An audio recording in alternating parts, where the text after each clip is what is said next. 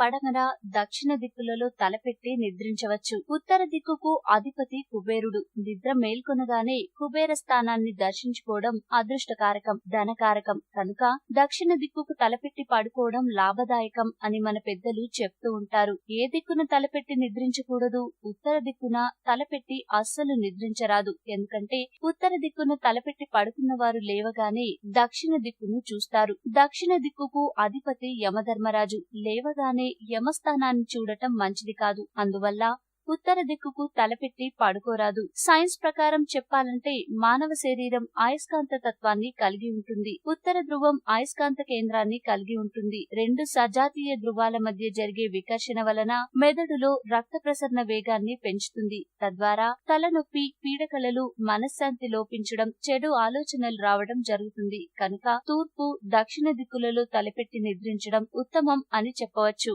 ఈ వీడియో మీకు నచ్చితే లైక్ చేయండి, అందరికీ షేర్ చేయండి, కానీ సబ్స్క్రైబ్ చేయడం మాత్రం మర్చిపోకండి.